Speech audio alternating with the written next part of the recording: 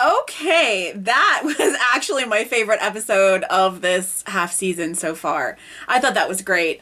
The tension was working for me throughout. I loved that characters that we haven't seen much or haven't gotten much attention got some standout moments, like Rosita just going to town on all those walkers. Awesome.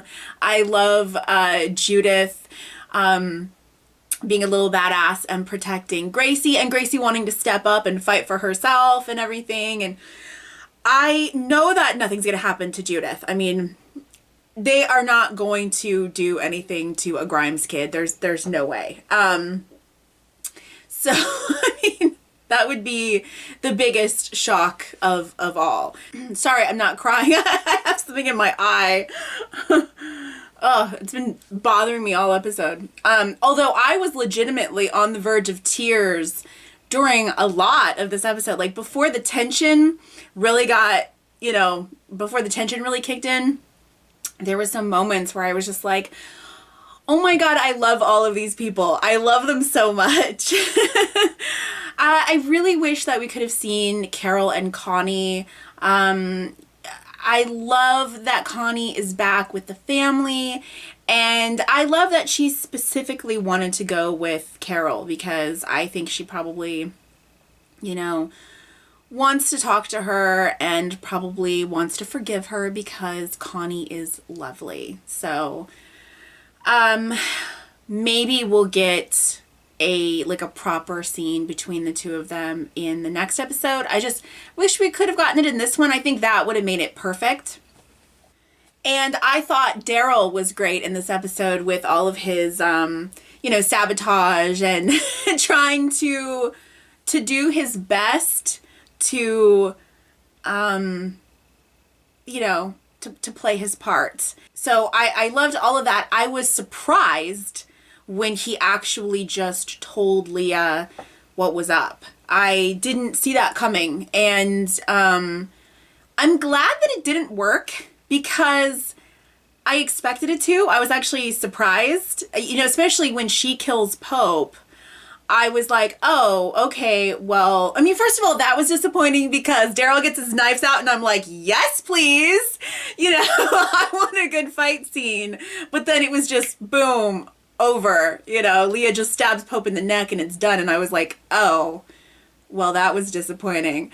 But I thought, oh, okay, well, she's just going to be on our side now.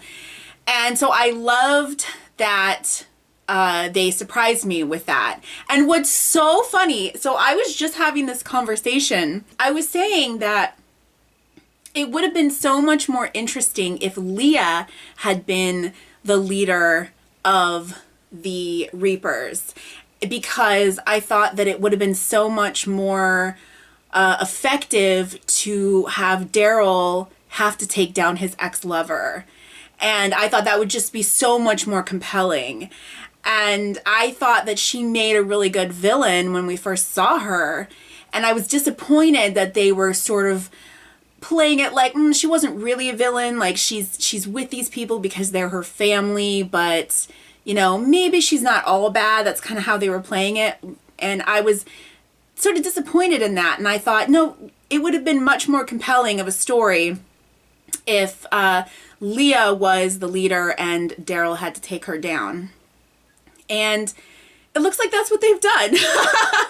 So I'm actually on board with that. 100% I'm on board with that. The stare.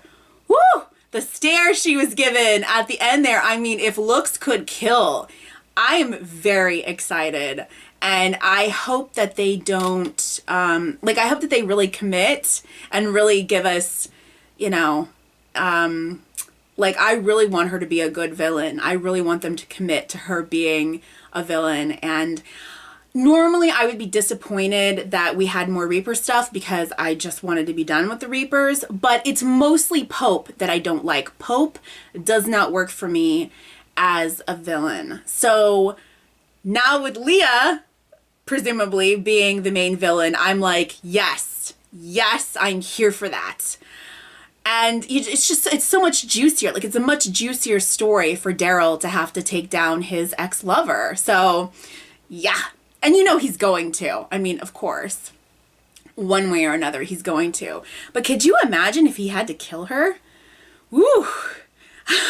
But I'm so glad, because I was like, oh, they're going to have to redeem her, and she's probably going to end up like saving Daryl, and that's how they're going to redeem her. And I was like, ugh, yawn, you know, yawn.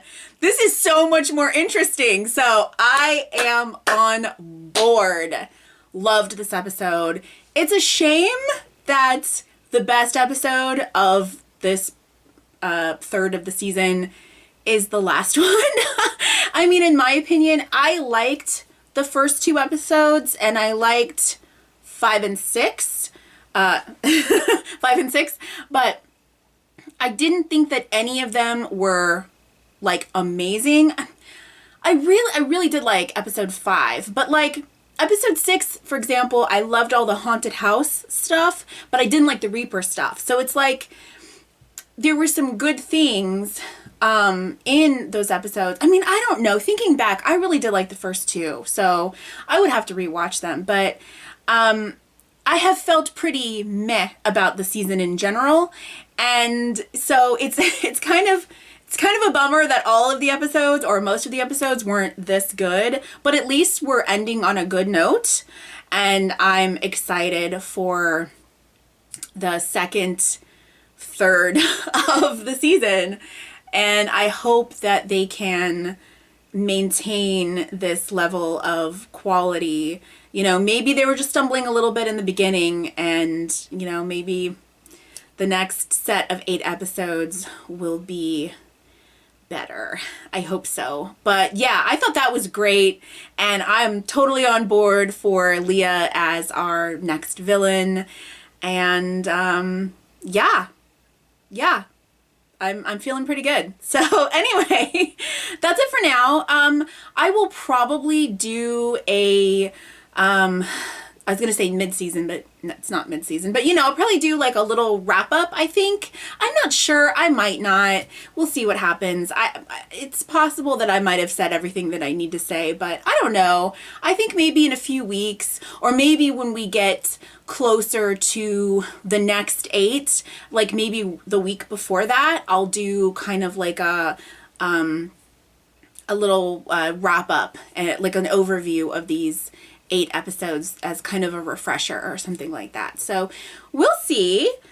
But yeah, so that's it, and I'll see you when I see you. All right. Thanks for watching. I'll see you next time. Bye.